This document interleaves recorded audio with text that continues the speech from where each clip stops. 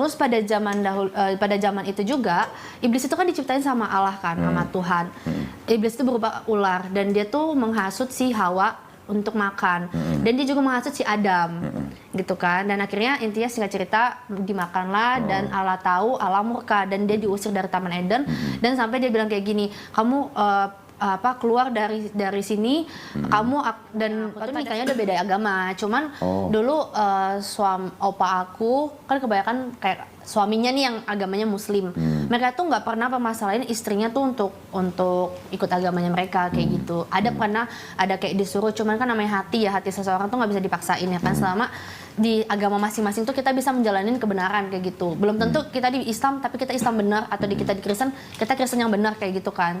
Secara rasionalnya kan seperti itu kayak gitu. Jadi ya aku melihat ya itu bisa terjadi kayak gitu. Yang penting kita saling menghargai dan kesepakatan masing-masing. Kalau misalnya punya anaknya ini ikut siapa dan lain-lain itu kan bebas gitu, bisa memilih gitu. Sorry nih Angel, saya respon dulu ya supaya nanti nggak numpuk-numpuk nih. Masalahnya gini Angel, negara Republik Indonesia sendiri punya undang-undang perkawinan nomor 1 tahun 74. Pernikahan nggak boleh beda agama. Ini undang-undang. Terus kemudian ke-6 agama juga melarang nikah beda agama. Termasuk Kristen. Tadi yang Angel bilang, terang tidak bisa bersatu dengan gelap. Tafsirnya itu mengatakan bahwa nggak usah menikah. Ya, menikah salah satunya nih yang terakhir. Kencan aja nggak boleh. Golongan rahasia nggak boleh, mitra usaha nggak boleh, apa terus namanya berteman karib aja nggak boleh. Jadi kalau menurut tafsirnya Bible, Angel sebagai orang Kristen itu sebenarnya nggak boleh berteman karib dengan orang Islam. Menurut tafsirnya Bible, saya bisa tunjukin nanti. Gitu. Nah, jadi maksud saya negara melarang, agama juga melarang, betul. Islam juga melarang, Kristen juga melarang, bahkan Hindu, Buddha, Konghucu juga semua melarang. Kalau memang masih ada terjadi pernikahan-pernikahan yang beda agama, itu adalah penyiasatan. Gitu lah. Biasanya orang yang nikah beda agama, kalau mau resmi, salah satu harus pindah dulu. Tapi nanti setelah nikah resmi, udah tercatat, baru dia menjalani hidupnya tidak sesuai dengan KTP dia.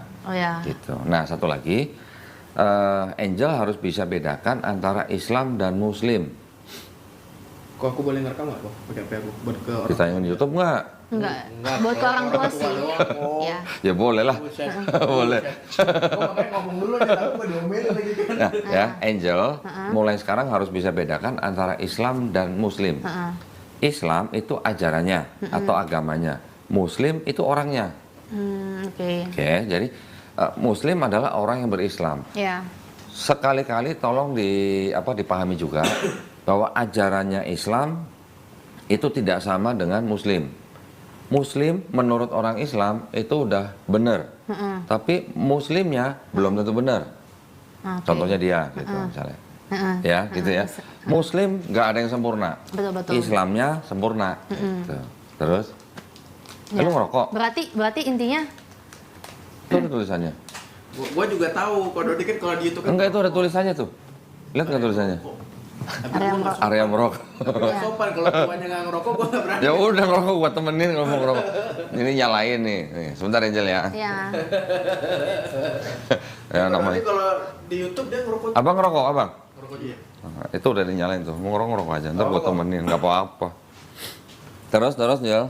Ya, berarti intinya Islam sama Muslim itu berbeda ya? Beda. Berarti agama Islam bisa nggak memahami tentang Tritunggal? Allah, Bapa, Putra, dan Roh Kudus? Bisa. Tapi gini, memahami bisa, tapi tetap menolak. Menurut ajaran agamanya. Ya. Memahami justru semua konsep ketuhanan Kristen di dalam Kristen yang di dalam Bible itu sudah dibantah semua di dalam Quran. Sebutin Kristen apa? Kristen, kalau Angel kan Kristen Trinitarian. Trinitarian kan Bapa, Putra, Roh Kudus tapi satu Tuhan. Itu dibantah di Quran surat Al-Maidah ayat 73. Pernah dengar Kristen Oneness? Kristen Oneness itu yang bilang Bapa itu Yesus, Yesus itu Bapa, satu pribadi bukan tiga pribadi. Ya, itu Oneness di Indonesia ada. Terus ada Kristen Unitarian, pernah dengar kan? Unitarian ini tidak menyembah Yesus. Kalau yang Unitarian tidak dibantah karena nggak nyembah Yesus gitu. Jadi dua macam Kristen ini sudah dibantah di Quran. Quran Surat Al-Maidah ayat 72 untuk yang oneness, 73 untuk yang Trinitarian. Bahkan sekarang udah nggak ada namanya Kristen Mariamite. Pernah dengar? Mariamite itu Kristen yang menyembah Maria sebagai Tuhan. Katolik dong berarti ya? Enggak. Oh beda ya? Justru aliran Mariamite itu dulu disesatkan atau dianggap bidat oleh gereja awal di abad keempat, yang cikal bakal Katolik lah gitu. Kalau Protestan kan jauh banget ke belakangnya. Jadi yang Kristen yang menyembah Maria pun sudah dibantah di Quran. Di Quran Surat Al-Maidah juga ayat 116. Semua konsep Kristen sudah dibantah. Bukan kita nggak paham, kita paham, tapi bukan berarti kita menerima. Gitu. Ya. Apalagi? Oke, kalau misalnya tadi kan kalau Dondi kan udah bahas soal beberapa Kristen dan kepercayaannya ya. Nah, aku sebenarnya aku banyak gak tahu nih soal Kristen A, B, C, D, F, G. Cuman di kitab Wahyu itu kan ngebahas soal akhir zaman kan. Akhir zaman, tanda-tanda akhir zaman. Terutama yang namanya antikris, ya kan. Nah, kebetulan tante aku, jadi aku punya tante, dia itu nikah sama orang luar negeri dan sekarang stay di Dubai udah lama. Tante aku tuh masuk yang Kristennya taat banget. Terus tiba-tiba one day aku nggak tahu dia ada di persekutuan apa. Terus tiba-tiba dia tuh kayak info ke kita nggak boleh ngerayain Natal, nggak boleh ngumpul sama keluarga dan lain-lain. Dan kita bilang itu ajaran sesat, kita bilang kayak gitu. Karena di akhir zaman di kitab Wahyu kita bilang pada akhirnya semua orang itu banyak yang terpanggil tapi sedikit yang dipilih. Itu kata firman Tuhan, kata Alkitab gitu, bilang kayak gitu kan. Banyak yang Kristen tapi banyak yang masuk surga tuh sedikit gitu. Nah, jadi dari situ aku percaya sih tanda-tanda akhir zaman emang banyak kayak nabi-nabi palsu atau kayak yang mengaku ini tuh Kristen tapi ajarannya tuh sesat. Makanya kita sebagai orang Kristen yang masih dalam lingkupan, kita selalu bilang hidup kita tuh berpaku pada firman Tuhan, bukan apa kata orang atau yang sekitarnya kayak gitu. Karena itulah nabi-nabi palsu yang menginjilin kayak gitu. Jadi kayak dan itu lumayan mungkin komunitas yang di sana itu yang bilang kita nggak boleh loh ngerayain Natal, kita nggak boleh ngumpul sama keluarga, kita nggak boleh perpuluhan. Nah kalau di Kristen tuh ada perpuluhan, jadi kalau setiap kita gajian 10% kita kasih ke gereja kayak gitu kan. Nah itu juga dilarang. Padahal kan Tuhan bilang ketika kita dikasih berkat sama Tuhan, kita tuh belajar untuk ngasih berkat lagi kembali 10% gitu. Kemungkinan besar Kristen yang itu namanya Kristen progresif. Oh gitu ya. Iya. Di Indonesia ada ya. Cuman udah banyak dapat tekanan dari Kristen-Kristen yang lain. Jadi kelihatannya nggak begitu berkembang. Kemungkinan itu. Tapi karena gini, yang bilang nggak boleh ngerayain Natal karena memang Natal itu aslinya memang bukan hari lahirnya Yesus. 25 Desember itu memang dulunya dipakai oleh orang-orang Romawi untuk merayakan hari lahirnya Dewa Matahari. Disebutnya Dewa Sol, gitu ya. Sudah kebiasaan, jadi mereka sudah merayakan itu udah ratusan tahun sebelum Yesus. Ketika Kristen dijadikan agama resminya Romawi, Dewa mitranya ini, Dewa Sol ini digantikan dengan Yesus. Makanya mungkin kalau Angel pernah lihat patung atau lukisan Yesus, di belakangnya suka ada bundaran gini kan? Iya, itu nggak tahu sih itu Kristen apa. Nah, itu adalah bekas-bekas dari dulu peralihan dari Dewa Matahari ke Yesus. Ini adalah namanya halo. Halo ini yang disebut dengan matahari gitu. Kan bulat full gitu. Nggak sabit, nggak separoh, nggak. Tapi full. Itu tandanya matahari itu yang sudah kelihatan full pada tanggal 25 Desember dipercaya sebagai hari kelahirannya Dewa Matahari. Makanya full gitu. Ketika 21, 22, 23 tuh dia makin gede, fullnya 25. Itulah perubahan menggantikan Dewa Sol dengan Yesus yang tadinya Dewa Sol dianggap sebagai menang ya, yang Yesus dianggap sebagai disebut matahari yang tidak terkalahkan gitu. Itu sebenarnya awalnya begitu, aslinya begitu. Cuman memang karena gereja waktu itu digandeng oleh Kekaisaran Romawi, terus yang menang itu adalah Kristen yang Trinitarian, makanya Kristen itu menjadi agama resminya Romawi pada waktu itu. Timbulnya Kristen kan sebenarnya kan di Palestina atau Israel, ya. Yang disebut Kristen pertama kan Paulus sebenarnya sama Barnabas. Di daerah itu Kristen tumbuh sebagai persaudaraan. Tapi ketika sudah jadi ke Romawi, sudah jadi apa? Sudah jadi institusi. dianggap sebagai agama negara gitu, yang dianut oleh warga negara Romawi. Tadinya orang Romawi pagan dipaksa untuk menjadi Kristen, gitu ya. Prosesnya 2 kali. Namanya Kaisar Konstantin waktu tahun 313 mengeluarkan Decree of Milan namanya. Itu menjadikan Kristen boleh dipeluk sama orang Romawi, tapi belum resmi. Tahun 380 baru Kaisar Theodorus mengeluarkan Dekret Tesalonika. Kristen menjadi agama resmi negara Romawi.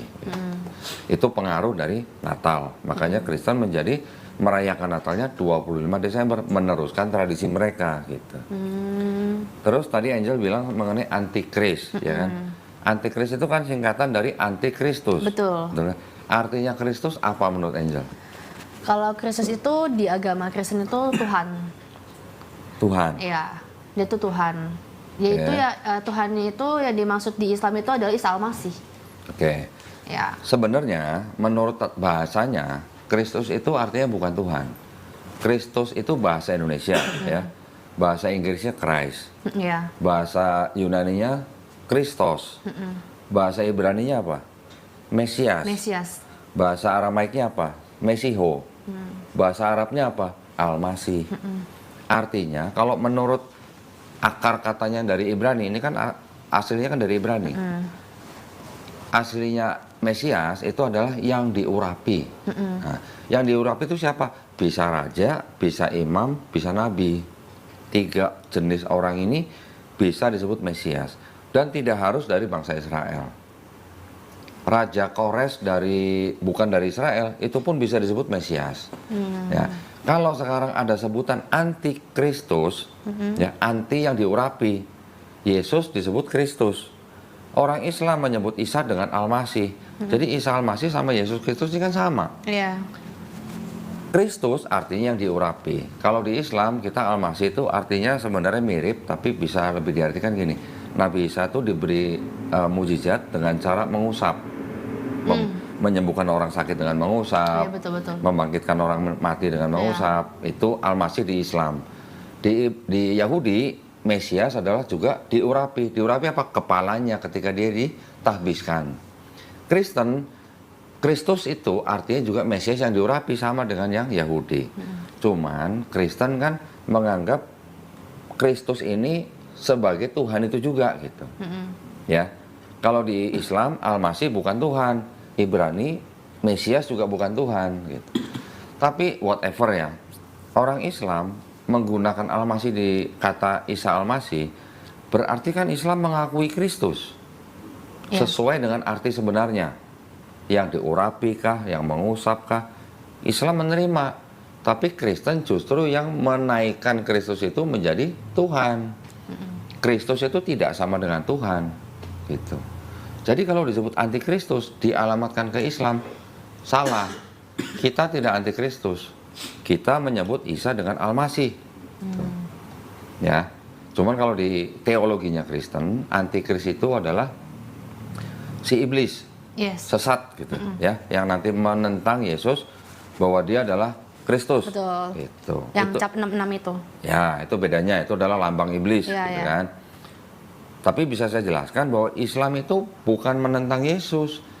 Kita menempatkan Yesus sebagai nabi. Bahkan kitabnya Angel sendiri, Yesus ngakunya nabi, orang lain nyebut Yesus nabi. Yesus nggak pernah ngaku dia sebagai Tuhan. Yesus nyuruh bangsa Israel untuk menyembah Bapa, bukan nyembah Yesus. Tapi memang teologinya Kristen nih, akidahnya Kristen. Yang menganggap karena ada ayat ini, maka itu Yesus Tuhan. Gitu.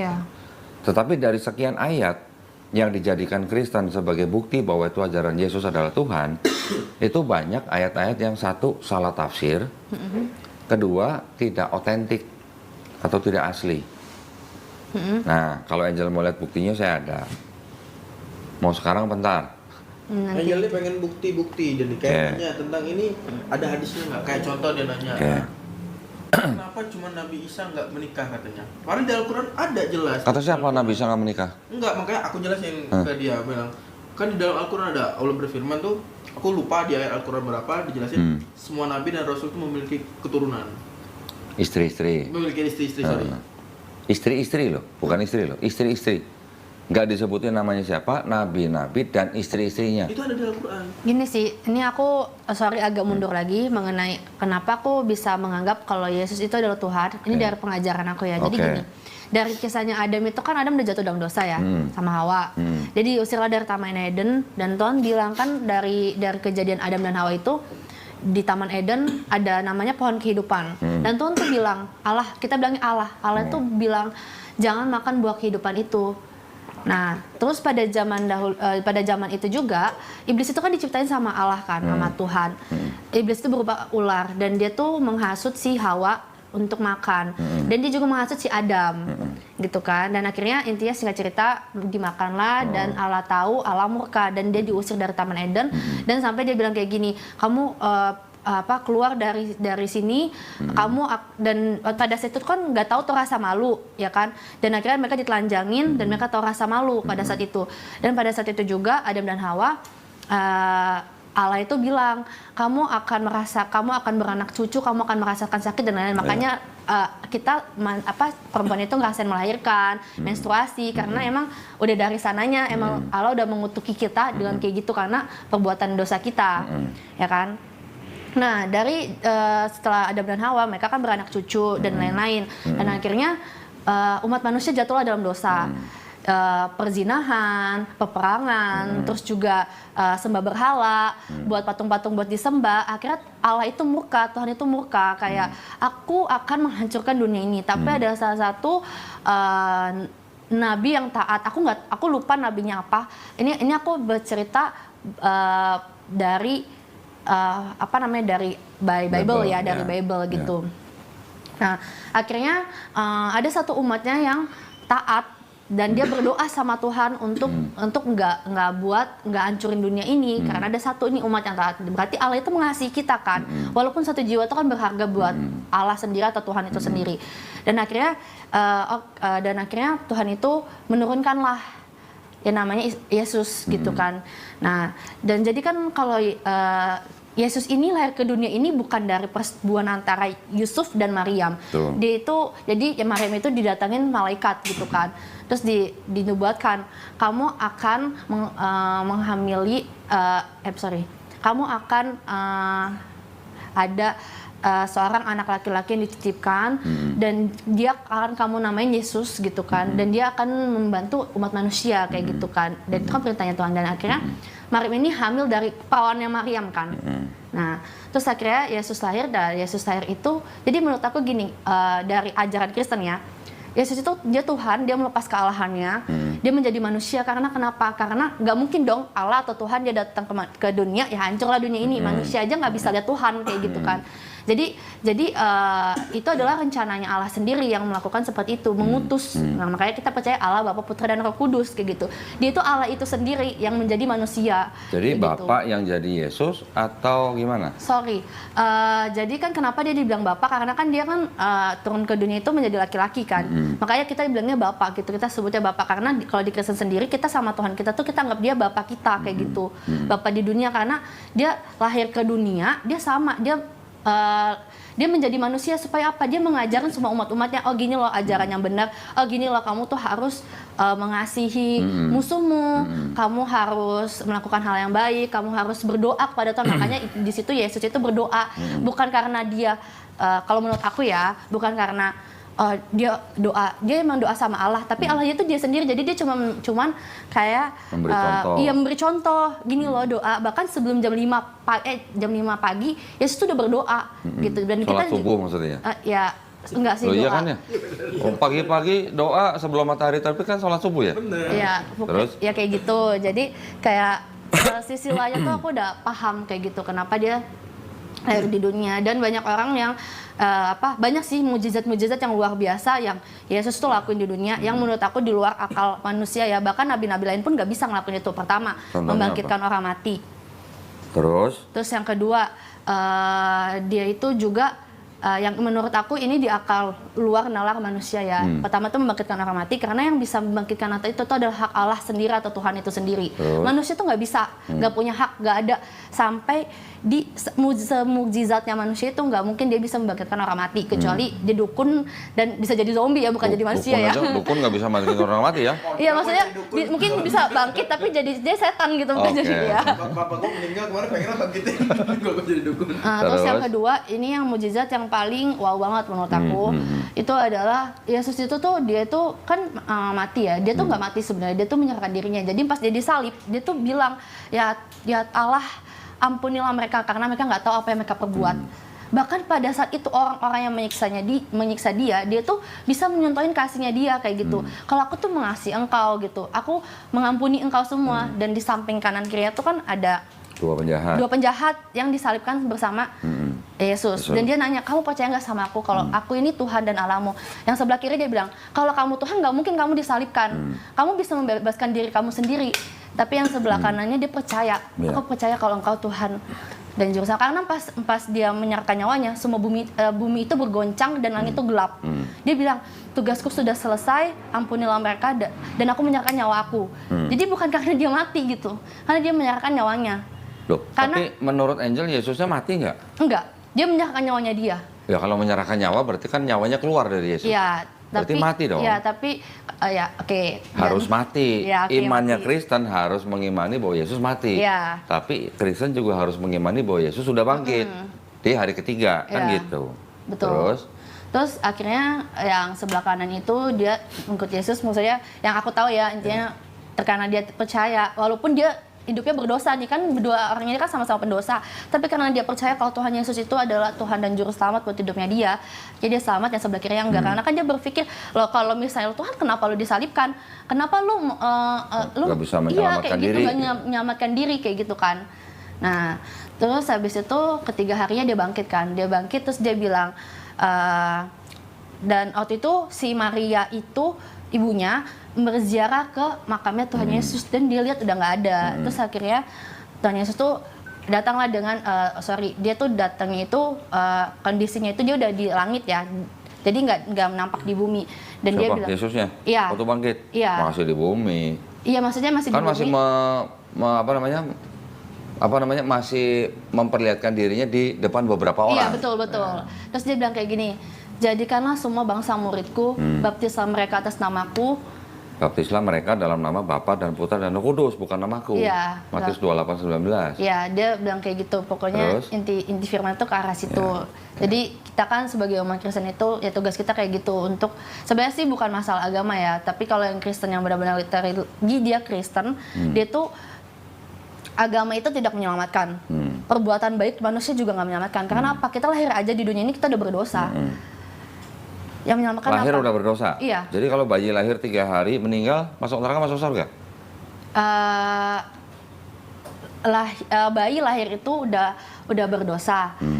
Aku sebenarnya nggak pernah tahu di Alkitab mana, cuman ini dengar dari beberapa orang-orang mau agama Islam juga pernah, temen aku bilang kayak gitu, manusia tuh lahir udah berdosa kayak gitu.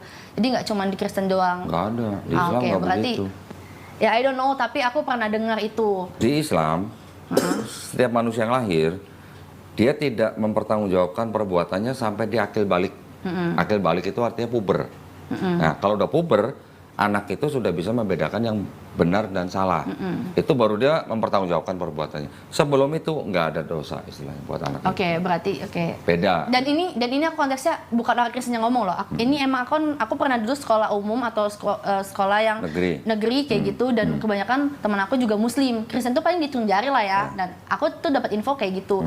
Nggak ada yang emang yang bilang dari pendeta atau manapun itu yang bilang sama aku bayi lahir udah berdosa, nggak ada sih memang. Sampai tapi menurut Angel, dia ini dulu Muslim. Hah? Iya. Umur 12 tahun dia.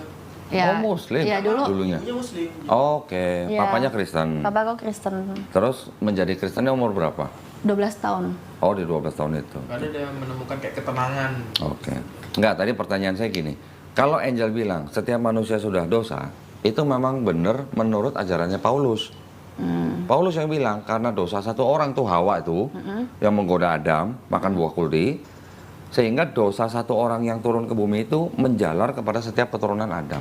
Jadi setiap manusia yang lahir memang udah berdosa, kata Paulus, karena dosanya menjalar gitu. Pertanyaan saya, ketika seorang bayi lahir baru 3 hari meninggal, menurut Angel kira-kira masuk surga masuk neraka? Kalau menurut aku ya, aku percaya sih masuk surga. Apakah bisa dosa masuk surga? Kayak gini sih, kan kalau bayi itu kan kalau menurut aku secara logiknya aja, pemikiran secara logik. Kalau bayi Alkitab aku nggak tahu, atau pendeta aku nggak pernah dengar ini dari pendeta manapun. Jadi secara logiknya kan bayi itu kan nggak tahu, maksudnya belum paham ya. Polos gitu nggak tahu ya, apa-apa. nggak tahu apa-apa. Masa 3 hari mati masuk neraka, tega amat kalau Tuhannya. secara logika ya. Kan gitu ya, logika. Ya. Berarti logikanya Angel masih waras, saya bilang gitu. Ya. Jadi artinya kita sama-sama setuju nih.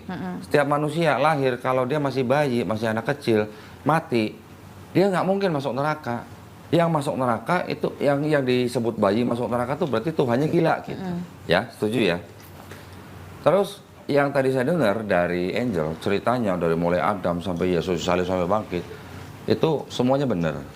Semuanya benar. Itu adalah cerita di dalam Bible dari Kejadian sampai Yohanes. Kalau Kisah Para Rasul sampai Wahyu itu bukan cerita tentang Yesus, tapi pemberitaan tentang Yesus. Ya. Nah, sekarang masalahnya gini. Buat Angel sebagai orang Kristen yang percaya bahwa dosanya Angel sudah ditebus oleh Yesus dengan cara dia mati di atas kayu salib, ya benar kan? Betul. Kalau gitu yang nyalip Yesus buat Angel berjasa nggak? Ini pertanyaan yang pernah kamu tonton. Kamu kan jawabannya. Oke, aku punya jawabannya. Tolong jawab. Jadi gini ya, kalau menurut aku, ini aku by logik aja, bukan by Alkitab atau manapun. Kan sebenarnya Tuhan Yesus itu dia itu pas disalibkan dia udah tahu. Tahu apa? Dia udah tahu akan disalibkan.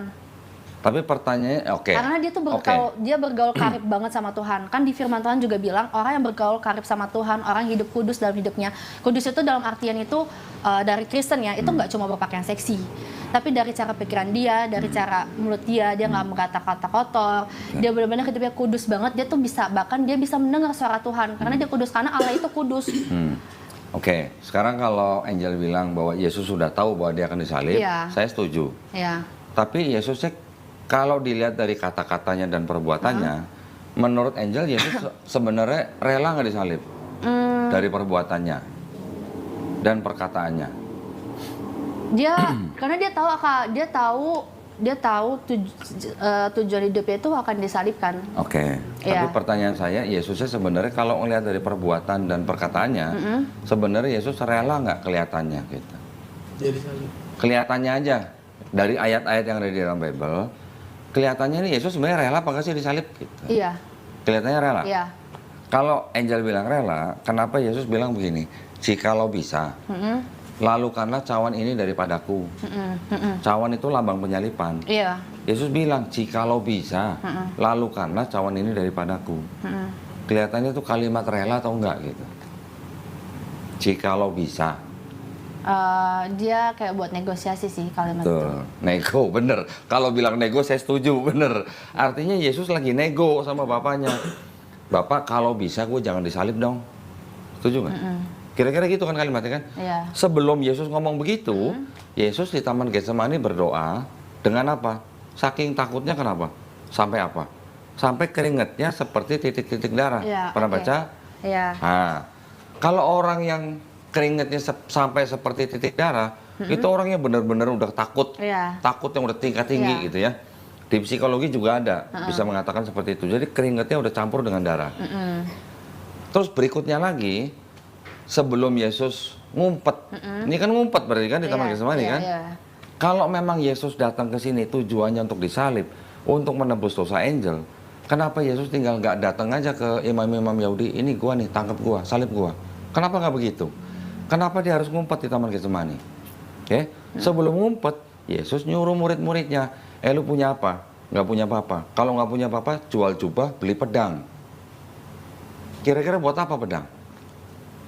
Walaupun ketika di Taman Getsemani, tentara Romawi datang, salah satu muridnya, ada yang bilang Petrus, ada yang bilang bukan, untuk memotong telinga penjaga imam. Telinganya putus. Tapi sama Yesus diapain? Disembuhkan. Ya kan? Tapi kalau kita pikirin, kenapa kok Yesus nyuruh muridnya jual jubah beli pedang? Kira-kira buat apa pedang? Oke, ini aku mau jawab yang soal jadi Tuhan Yesus itu kayak agak ketakutan itu yang bahas itu. Jadi gini, kan Tuhan dia itu turun ke dunia itu dia menjadi berapa persen manusia? Berapa persen menurut Angel? Aku nggak tahu di Alkitab ya berapa persen karena aku juga bukan yang baca Alkitab dari Kejadian sampai Wahyu. Aku benar-benar cuman kayak yang baca-baca mau aku baca aja gitu. Yang aku dengar itu, aku pernah nonton juga filmnya Son of God. Nah, jadi dia tuh turun ke dunia itu kan jadi manusia. Dia melepas kealahannya. Bahkan dia berpuasa 40 hari 40 malam, ada di Alkitab. Dan bahkan pada saat dia puasa pun, dia itu dicobain oleh iblis. Kan dia bilang, kalau engkau Allah, kau buatlah roti itu menjadi batu. Dan dia bilang, enyalah kau iblis. Roti. Ya. Enyalah kau iblis. Manusia itu tuh nggak hidup dari roti saja, tapi melalui firman dan kebenaran hidup di dalam aku. Betul. Akhirnya iblis itu enya. Terus habis itu, belum. Masih diuji lagi. Diuji lagi sampai ketiga kali. Suruh ngapain? Kalau nggak salah yang kedua itu Yesus itu ada di tebing, di bawah iblis di atas tebing. Terus dia bilang, kalau engkau Tuhan, engkau itu jatuhkanlah dirimu dan panggillah malaikatmu untuk Bukan tebing, itu bait suci. Jadi atasnya paling atas bait suci. Iya, itu. Yesus ditaruh di situ suruh terjun. Iya. Kalau kamu benar anak Allah, kamu pasti akan ditolong oleh malaikat. Iya, malaikat. Nah, terus Yesus menjawab, jangan engkau cobain Tuhan Allahmu. Dia bilang kayak gitu. Terus ujian terakhir apa? Ujian terakhir tuh lupa. Yesus dibawa sama iblis ke atas gunung paling tinggi. Diperlihatkan semua kerajaan dunia. Oh iya, benar-benar. Iya, kalau kamu mau menyembah aku berikan semua di kerajaan dunia. Jadi ya terakhir itu nih aku di-replace lagi ya, aku ingat. Terus setelah itu Yesus jawabnya apa? Enyahlah kau iblis. Aku lupa itu. Enggak ya, saya kasih tahu nih. Enyahlah kau iblis. Engkau harus menyembah Tuhan Allahmu saja. Iya, betul-betul. Yesus kenapa nggak nyuruh nyembah dia? Ke iblis itu bilang. Kenapa nyuruhnya nyembah Tuhan Allah gitu? Karena yang tetap kita percayain itu adalah dia itu jadi manusia itu dia untuk mengajarkan, memberi contoh. Ya intinya kita, kalau untuk memberi contoh aja, kenapa harus Tuhan sendiri yang turun? Kenapa nggak bisa nabi? Nabi apa fungsinya? Betul nggak? Kalau cuma memberi contoh nih, berdoanya begini, jam segini, ya kalau berdoa bicaranya begini, Bapa kami di sorga dan segala macam, Nabi bisa. Kenapa harus Tuhan sendiri yang turun jadi manusia? Itu maksud saya. Karena kalau menurut logika aku ya, Nabi itu kan juga manusia ya. Betul. Dan pastikan namanya manusia itu ya itulah yang aku bilang itu nggak jauh dari dosa. Nabi-nabi pun kan aku nggak tahu sih kisah Nabi berdosa. Aku nggak tahu sih Nabi itu. Kalau di Islam Nabi dosa nggak? Maksum. Kalau Nabi salah bisa nggak? Bisa. Nabi bisa salah. Bisa. Tapi Nabi berdosa bisa nggak? Kalau Nabinya bisa berdosa, sebelum dipilih sama Tuhan, masa Tuhan nggak tahu bahwa Nabi itu akan berdosa? Ya kan? Nggak make sense gitu. Kalau Tuhan memilih Nabi yang bisa berdosa. Kalau salah bisa karena dia manusia. Tapi kalau dosa atau maksiat nggak mungkin dong. Sebelum Tuhan milih orang ini jadi nabi, kan Allah Maha mengetahui. Pasti mengetahui dong. Dia akan tahu nabi ini nanti akan berbuat apa aja kan tahu. Ya kan? Nah sekarang kalau di dalam Bible, Nabi Nuh bisa mabuk anggur, telanjang. Iya. Nabi Harun, nabi nih, Harun kan nabi, bisa bikin patung sapi untuk disembah bangsa Israel. Nabi Daud bisa berzina sama istri panglimanya sendiri, Betseba. Nabi Lot bisa menghamili 2 anak perempuannya sendiri. Nabi Salomo itu bisa musyrik, menyembah Allah lain dari istrinya. Nabi Ayub menyalahkan Tuhan karena dia diuji. Iya betul. Kira-kira nih nabinya yang kurang ajar atau Tuhan yang salah pilih nabi kira-kira kalau begitu? Masa nabi bikin patung untuk disembah? Tuhan mengutus nabi untuk menyembah siapa? Ngasih tahu orang untuk menyembah siapa? Harusnya menyembah Tuhan dong. Iya. Masa yang namanya Salomo nabi juga, masa sampai menyembah Tuhan yang lain? Iya, iya. Ya itu yang nggak make sense di dalam Bible ceritanya. Oke? Tetapi saya bukan bicara bahwa di dalam Bible itu semuanya salah, enggak. Ada benernya. Yang tadi diceritakan sama Angel sebagian besar benar. Tetapi poin saya adalah ketika Yesus diuji sama si iblis, pertama pertanyaan saya gini, iblis itu tahu nggak Yesus itu Tuhan? Kira-kira menurut logika Angel? Kalau menurut logika aku ya, dia tahu dia itu Tuhan. Tahu. Makanya kan dia bilang kalau Tuhan dan Allah, ya dia menguji terus. Bukan Tuhan atau Allah loh. Sorry. Kalau kamu benar-benar anak Allah. Anak Allah. Nah. Oh ya, anak Allah. Ya, anak Allah, bukan Allah loh.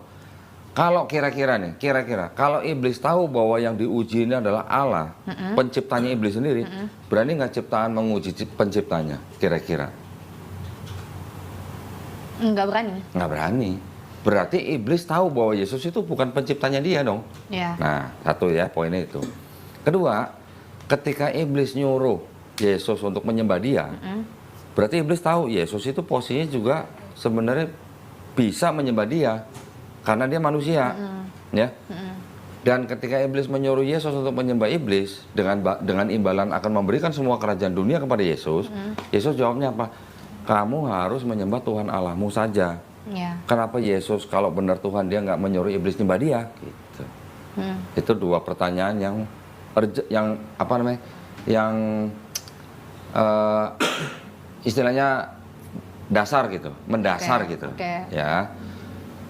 Nanti ketika tadi saya tanya lagi, Yesus tindakan-tindakannya ya dari ayat-ayat di dalam Bible, dia menyuruh muridnya jual coba beli pedang. Pedang pasti konotasinya adalah buat bertahan. Iya. Betul kan? Untuk berjaga-jaga bertahan. Karena setelah murid-muridnya punya 2 pedang, Yesus bilang sudah cukup, dia ngumpet di Taman Getsemani. Kalau memang benar-benar dia datang mau disalib untuk menebus dosanya Angel, buat apa dia ngumpet di Taman Getsemani? Dia pasti tinggal datang ke Imam Yahudi, ini salib gua aja. Kenapa harus drama gitu maksudnya? Yang aku tahu ya dari Alkitab, dia di Taman Getsemani itu dia berdoa kepada Tuhan untuk tidak disalib. Enggak sih, lebih tepatnya dia berdoa kepada Tuhan kayak dia tahu akan disalib dan dia berdoa. Jadi kan jadi Yesus itu yang salah satunya lagi nih dia datang ke dunia ini kan dia menjadi contoh buat umat manusia. Berarti kita kan sebagai umat Kristen kita disuruh bergaul karib sama Tuhan dalam kondisi apapun kita harus doa atau nanya sama Tuhan kita. Tapi gitu kan. Menurut Angel, ini logika lagi. Kalau Yesus ngumpet di Taman Getsemani untuk berdoa, ya sebagai manusia tadi Angel bilang untuk harus berdoa. Sedangkan di Taman Getsemani itu Yesus nego, jikalau bisa lakukanlah cawan ini daripadaku. Berarti ketika Yesus ngumpet di Taman Getsemani itu, Yesus tahu nggak kalau dia memang harus mati di atas kayu salib untuk nebus dosa Angel? Dia tahu. Kalau tahu ngapain nego? Karena dia itu kan balik lagi ya, dia tuh turun ke dunia tuh sebagai manusia biasa dan melepas kekalahannya. Jadi dia tuh punya rasa khawatir, dia merasakan rasa sakit juga, dia juga puasa, dia merasakan lapar seperti manusia juga. Bukan itu yang saya tanya. Saya tahu Yesus adalah manusia biasa, lapar, makan dan segala macam. Tapi apakah Yesus tahu bahwa dia datang ke dunia ini untuk mati di atas kayu salib? Dia tahu. Kalau tahu kenapa dia masih harus berdoa minta-minta gitu loh, maksudnya. Ya kan? Nah, sekarang ini juga ada pertanyaan pengandaian. Kalau Angel bilang Yesus itu Tuhan, harusnya Tuhan maha tahu nggak? Iya. Harusnya maha tahu. Sebelum Yesus turun ke bumi, dia tahu nggak dia bakal mati di atas kayu salib? Menurut Angel, dengan logika Angel. Dengan logika aku ya. Sebagai Tuhan. Dia tahu. Tahu. Kalau dia tahu bahwa dia akan turun ke bumi untuk mati di atas kayu salib, untuk menebus dosa Angel, berarti boleh nggak saya sebut misinya Yesus ini adalah misi bunuh diri? Misinya, bukan motivasinya. Motivasinya adalah untuk menyelamatkan Angel, tapi misinya adalah misi bunuh diri. Bisa nggak disebut gitu? Bisa aja. Make sense nggak kira-kira? Untuk menyelamatkan, menebus dosa Angel, Tuhan itu sendiri harus membunuh dirinya sendiri atau boleh dikatakan membunuh anaknya yang tunggal gitu. Make sense nggak? Make sense sih. Kalau make sense, berarti kalau saya kasih analogi begini make sense nggak? Anggap aja saya punya toko permen misalnya.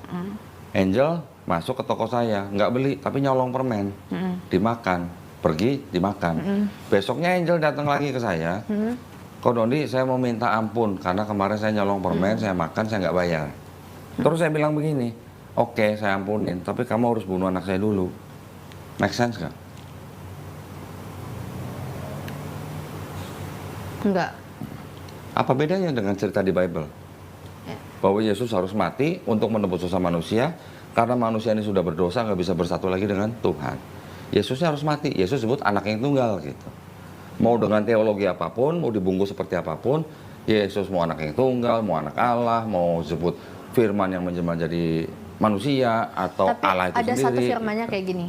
Karena begitu besar kasih Allah akan dunia ini. Itu dia maksud saya. Sehingga ia mengaruniakan anak tunggal supaya setiap orang yang percaya kepada dia tidak binasa melainkan beroleh hidup yang kekal. Betul. Walaupun di ayat itu Yohanes 3:16 tidak menyebutkan bahwa Yesus harus mati di atas kayu salib, kan nggak ditulis begitu. Hanya mengaruniakan anak yang tunggal. Mengaruniakan anak yang tunggal kan bisa dipahami macam-macam. Bisa mengutus manusia yang khusus untuk supaya orang percaya dengan ajarannya selamat, bisa kan? Ibaratnya Yesus sendiri juga mengaku dia utusan. Yohanes 17:3, ya kan? Jadi Yohanes 3:16 itu bisa diartikan ke arah macam-macam arah. Karena tidak ditulis Yesus diutus untuk mati di atas kayu salib di Yohanes 3:16, kan bisa aja artinya diartikan begini. Karena begitu besar kasih Allah kepada dunia ini, sehingga Tuhan mengutus Yesus sebagai nabi, supaya barang siapa yang mengikuti ajaran Yesus selamat. Bisa nggak?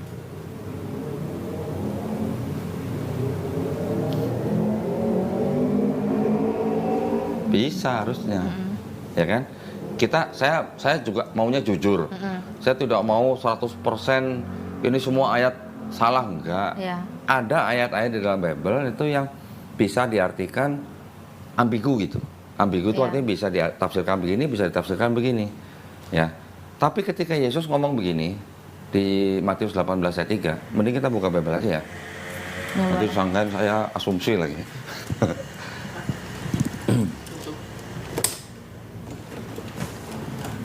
Waduh, Yul. Udah dibungkusin, Yul. Enggak dingin, enggak dingin. Oh, benar. Aku suka. Suka kan? Bener kan? Karena dia tahu tetap. Iya, makanya kataku saya. Tolong bukan sama.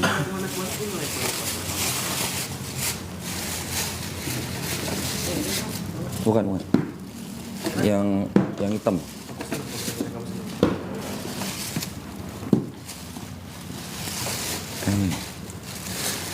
Sakit apa udah banget. Makanya kataku lengkap. Sampai bahasa Ibrani juga punya kok ya?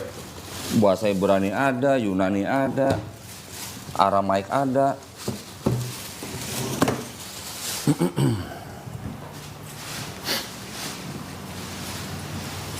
Kalau nggak baca sendiri kan. Kayaknya salah. Kodondi pernah baca dari Kejadian sampai Wahyu di Alkitab? Pernah. Dari Kejadian sampai Wahyu? Iya. Pernah. Ketika di Matius 18 dikatakan begini. Angel baca yang merah tuh. Lalu aku berkata kepadamu, sesungguhnya jika kamu tidak bertobat dan menjadi seperti anak kecil ini, kamu tidak akan masuk ke dalam kerajaan surga. Ini dianggapnya Yesus yang ngomong ya. Iya. Itu Bible LAI TB 1. Sekarang saya ingin ngajak Angel berpikir begini. Ketika Yesus ngomong begitu, dia ngomong kepada murid-muridnya. Berarti kita bisa anggap dia ngomong kepada bangsa Israel. Iya. Kalau lu nggak bertobat dan menjadi seperti anak kecil ini, lu nggak masuk surga. Itu ya kata-katanya kan. Ketika ada orang yang mendengar kata Yesus itu, dia bertobat, terus dia mati sebelum Yesus salib, orang yang mati itu kira-kira masuk surga, masuk neraka. Apa yang salibin itu? Hah? Sorry gimana? Gini, itu kan Yesus ngomong ke murid-muridnya kan sebelum Yesus disalib. Sebelum Yesus salib nih. Lu kalau nggak bertobat dan menjadi seperti anak kecil ini, lu nggak akan masuk surga.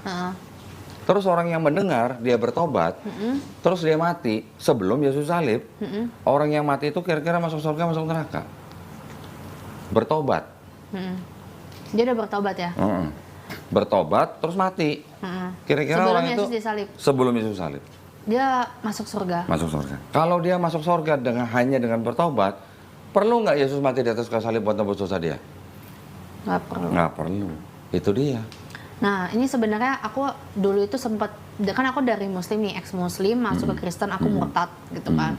Aku sebenarnya banyak banget pertanyaan-pertanyaan aku, bahkan ke pendeta sekalipun, hal kayak gini. Bahkan dulu aku sempat mau ateis karena menurut aku semua agama itu atau ketuhanan itu nggak masuk logik. Tapi satu pendeta itu jawab sama aku, yang namanya Tuhan atau ketuhanan atau kealahan atau suatu mujizat itu emang nggak bisa dipikirkan oleh ruang dan waktu. Itu sih yang pendeta itu bilang ke aku kayak gitu. Gini, di dalam sebuah agama pasti harus menggunakan yang namanya iman. Iman, betul. Iman adalah sesuatu yang tidak dilihat tapi dipercayakan. Ya, Tuhan tidak bisa dilihat. Betul. Ya kan? Tapi kita beriman bahwa Tuhan itu ada. Betul. Tapi ketika sebuah agama punya ajaran, kan kita bisa menilai ajaran ini logis atau enggak. Betul. Gitu, ya kan? Saya mengajak Angel berpikir, kalau Yesus sudah bilang ke murid-muridnya atau ke bangsa Israel, kalau lu nggak bertobat, lu nggak masuk surga. Ketika ada orang bertobat, mati. Yesus belum disalib. Apakah orang yang bertobat itu masuk surga, masuk neraka? Kalau dia masuk, Angel tadi jawab dengan nalar sehat. Orang yang bertobat itu ya masuk surga karena dia bertobat sesuai dengan ajaran Yesus. Tapi Yesus belum disalib nih. Tapi kok bisa masuk surga? Berarti Yesus kan sebenarnya nggak perlu disalib. Gitu maksudnya. Karena menurut aku firman itu belum digenapin. Tapi firman itu kan adalah kayak firman itu adalah Allah itu sendiri, kan di Alkitab bilangnya firman itu adalah Allah itu sendiri. Dan Tuhan itu kan Alfa dan Omega, dia tuh awal dan akhir. Jadi menurut aku sebelum Yesus itu disalib, ini menurut logika aku ya. Jadi firman itu tuh udah ada sebenarnya, cuman digenapin lagi oleh Yesus itu sendiri, kayak gitu sih. Itu doktrin. Kalau yang udah begitu, itu doktrin. Jadi yang bilang firman itu adalah Allah itu sendiri gitu. Iya, ya, itu kan dia berfirman. Itu adalah teologinya Kristen. Betul. Bahkan kalau saya jelasin, mungkin Angel juga mungkin belum pernah dengar, mungkin. Iya. Kenapa Yesus disebut Allah? Bukan apa? Yesus kan Tuhan. Di sini tulisnya Tuhan. Tapi dia juga Allah. Walaupun di Bible Yesus tidak pernah disebut Allah. Kenapa begitu? Karena Yesus itu berasal dari Allah. Iya. Dia adalah firman Allah itu sendiri yang berasal dari dalam Allah, yang itu firmannya aja yang menjelma jadi manusia. Ya. Makanya dia disebut Tuhan. Ya. Disebut Tuhan kenapa? Karena dialah Mesias yang dijanjikan. Betul. Nanti saya bisa jelasin. Tapi itu adalah doktrin daripada Kristen yang Trinitarian, gitu ya. Tapi kalau tadi bilang firman itu adalah Allah itu sendiri, baca Yohanes 17 ayat berapa nih? 8. Sebab segala firman yang engkau sampaikan kepadaku telah aku sampaikan kepada mereka dan mereka telah menerimanya. Mereka tahu benar-benar bahwa aku datang daripadamu dan mereka percaya bahwa engkaulah yang telah mengutus aku. Angel tadi bilang firman itu adalah Tuhan itu sendiri. Jadi Yesus disebut firman. Betul kan? Yohanes 1:1 juga bilang pada mulanya adalah firman, firman itu bersama dengan Allah, firman itu adalah Allah. Betul. Kalau Yesus adalah firman, Yesus sebagai firman menerima firman. Iya, betul. Dan Yesus sudah menyampaikan firman itu kepada bangsa Israel. Betul. Jadi dari firman menerima firman. Firman ini menyampaikan firman lagi. Ada berapa firman? Itu maksudnya. Make sense nggak? Make sense. Poin saya make sense kan? Iya. Maksud saya, Kristen menggunakan kata firman untuk Yesus itu selalu dengan kata huruf F besar. Iya. Ya, jadi firman di situ hanya untuk julukan atau titlenya Yesus. Betul. Yesus sebagai Tuhan yang menjelma jadi manusia disebut firman. Betul. Oke. Di Islam ini kita langsung bandingin ya supaya Angel juga paham konteksnya gitu ya. Di Islam kita memahami bahwa Nabi Isa alaihissalam juga dilahirkan dari perawan suci Maryam. Oke. Tetapi bukan berarti si Nabi Isa alaihissalam inilah yang firman itu. Tapi di Islam kita memahami Nabi Isa alaihissalam ini dia disebut sebagai kalimatullah. Pasti pernah dengar, ya kan? Kalimatullah itu maksudnya apa? Artinya Yesus atau Nabi Isa alaihissalam ini diciptakan oleh Allah SWT hanya dengan firman-Nya. Ketika Allah menciptakan langit dan bumi apa? Jadilah terang, jadilah gelap. Hanya dengan firman. Iya, dengan firman. Nabi Isa alaihissalam diciptakan oleh Allah SWT hanya dari perawan suci Maryam, tanpa suami, tanpa ayah, hanya dengan berfirman. Apa firmannya? Kun fayakun. Jadi Allah SWT juga berfirman, semisal penciptaan Isa itu sama dengan penciptaan Adam. Adam diciptakan dari tanah liat, itu juga diciptakan hanya dengan kun fayakun. Itu konsepnya Islam dan konsepnya Kristen. Sebenarnya kalau kita membaca pada mulanya adalah firman, firman bersama-sama dengan Allah, dan firman itu adalah Allah. Yeah. Itu kalau kita mau gotak-gatik dari susunan kata-katanya, sebagai orang Islam, saya bukan berusaha menafsirkan ayat siapa-siapa, tapi itu bisa diartikan, ya itu sebenarnya Yesus diciptakan oleh Bapa hanya dengan firman, masih masuk gitu sebenarnya. Cuman sama Kristen diartikan firman itulah yang menjelma jadi Yesus. Kan gitu ceritanya. Yeah. Ketika Maria didatangi oleh malaikat Gabriel, ya kan? Iya. Ceritanya kan? Terus kemudian sehingga Maria hamil. Yeah. Pernah kebayang nggak sama angel? Maria itu hamilnya gimana? Diapain sama malaikat Gabriel? Itu satu mukjizat aja sih. Iya, prosesnya gimana gitu? Kan waktu pada saat didatengin malaikat itu, dia kan bilang, berkata-kata si malaikat ini ke si Maryam, kamu akan mengandung seorang putra, kayak gitu Yang lah. saya tanya, proses mengandungnya Prosesnya gimana? nggak tahu. Nggak tahu. Karena juga nggak ditulis kan? Iya, di Bible nggak ditulis. Kalau di Quran gimana? Nggak tahu juga. Gimana sih? Gak bisa buat temenan ini.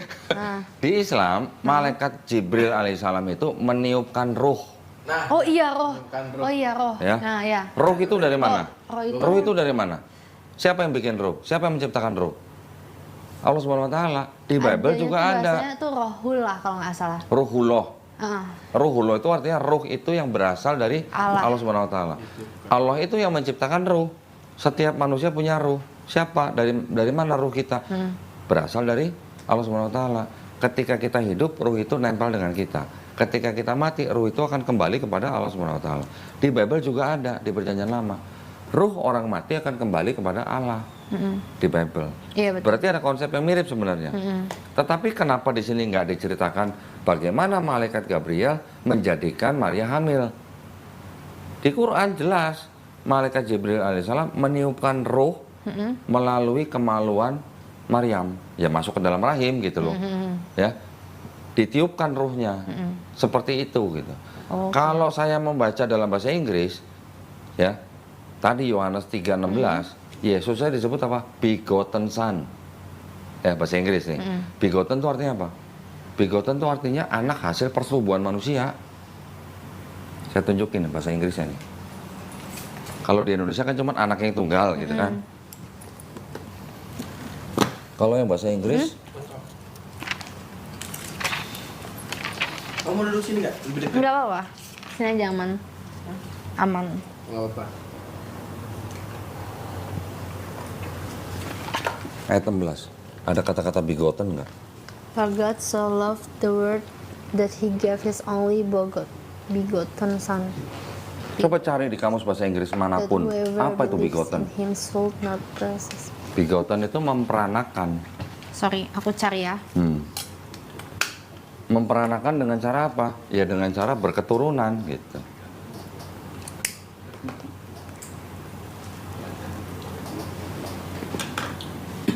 Nah, kayak harusnya ditayangin nih. Ya. Boleh kok. Kalau diskusi seperti ini sebenarnya diskusi yang sehat sebenarnya. Diperanakan. Diperanakan. Kalau diperanakan itu artinya apa? Diperanakan namanya melalui hubungan badan manusia gitu ya dengan bahasanya. Tapi itu tidak menjadi masalah besar buat saya. Itu mungkin hanya pilihan kata-kata penerjemah. Betul. Tapi maksudnya walaupun ceritanya mirip, malaikat Gabriel mendatangi Maria mengatakan kau akan mengandung. Maria mengatakan bagaimana mungkin aku tidak pernah dijamah laki-laki. Di Islam di Quran juga begitu. Tetapi di Islam lebih lengkap dan lebih make sense.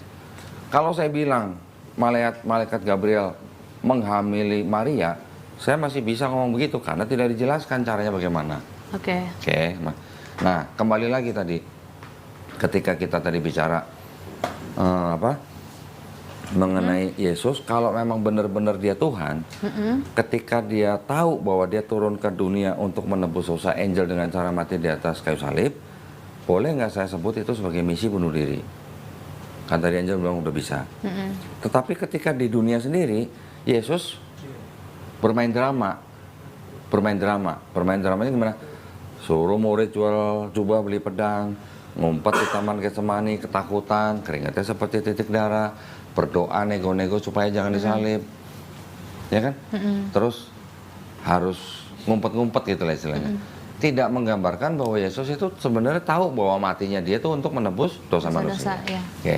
Terus saya kembalikan lagi, maju lagi.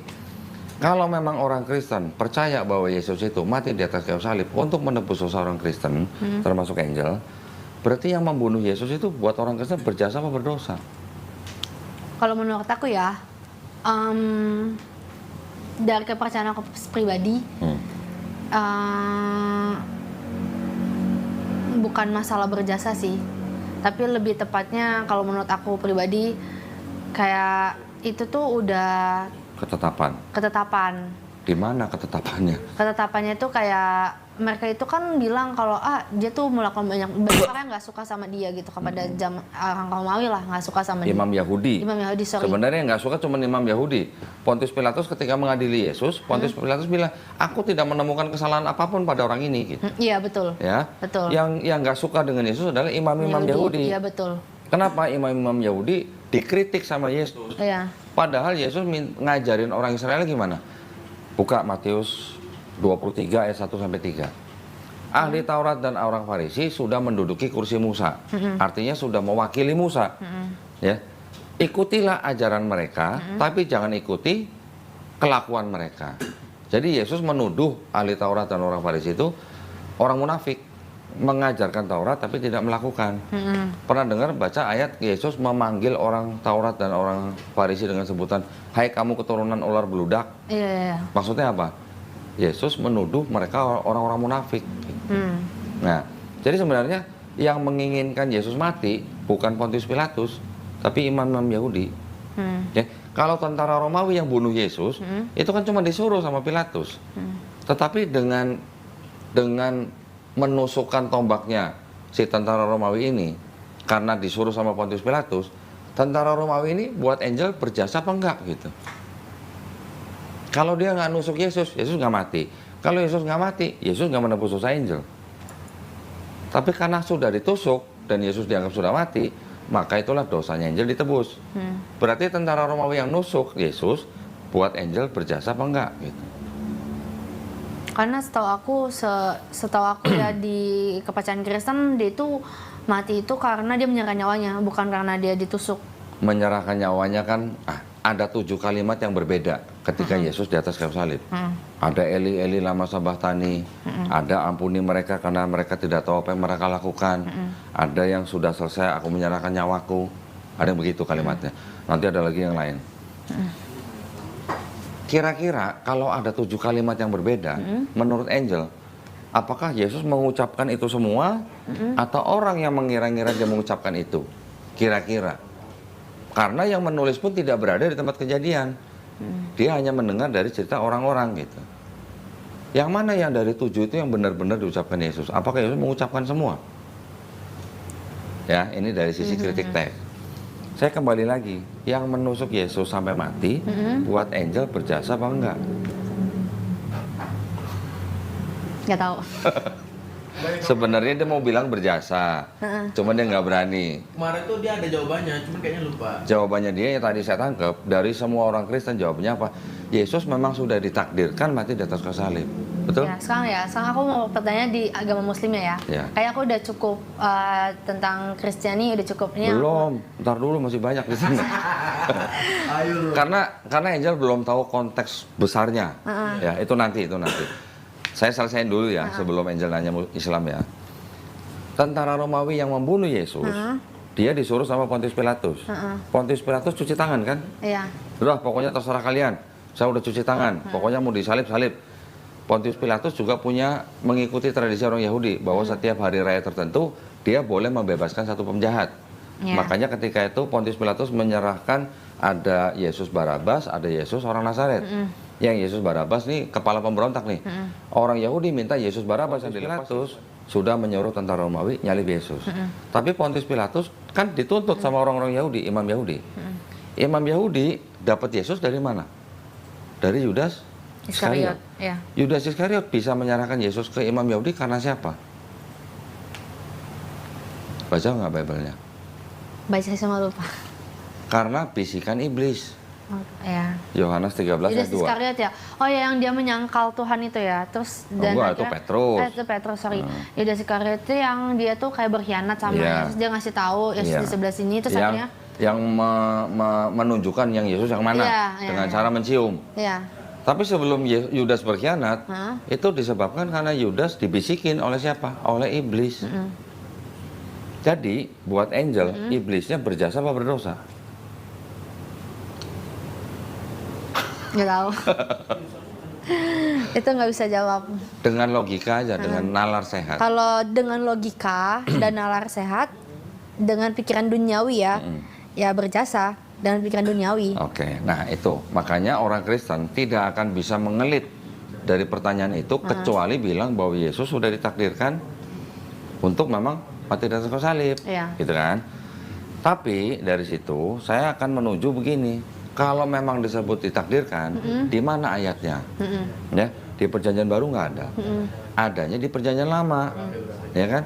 Pendeta akan bilang bahwa Yesus sudah dinubuatkan di Perjanjian Lama memang untuk menderita, Iya, untuk istilahnya menjadi Mesias, itu kan? betul. Dari semua ayat-ayat yang ada di dalam Perjanjian Lama itu ditafsirkan oleh Kristen, itulah Yesus bukti dinubuatkan. Yesaya 7:14, seorang perempuan muda akan melahirkan seorang anak dan dia akan disebut Immanuel. Ada di Matius 1 ayat 23. Nanti ada lagi Yesus dinubuatkan katanya di Yesaya 9 ayat 6. Seorang anak telah lahir, seorang anak telah diberikan kepada kita, lambang pemerintahnya akan diberikan di atas pundaknya. Dia nanti akan disebut apa? Penasehat ajaib, Allah Iya. perkasa, Betul, Bapa yang betul. kekal, Raja damai. Iya. Ini menurut Kristen. Iya. Sekarang baru saya jelaskan nih ke Angel ya. Bentar ya. Bang, misi bang. Misi bang. Sorry bang. Soalnya di sini kita punya. Kalau ke kanan ntar takut mas. Saya bawa sono aja ya. Ya, Pak. Nah, biar saya nggak bolak-balik nih. Awas, awas, awas, awas. Awas kaki. Ini pentingnya kita belajar, ya Angel ya. Bukan saya mau berusaha mempengaruhi siapa-siapa Iya. enggak. Saya akan berusaha seobjektif mungkin, ya. Gini, sekarang saya mau jelasin ke Angel begini. Di dalam perjanjian, di dalam kitabnya Angel yang ini, oke.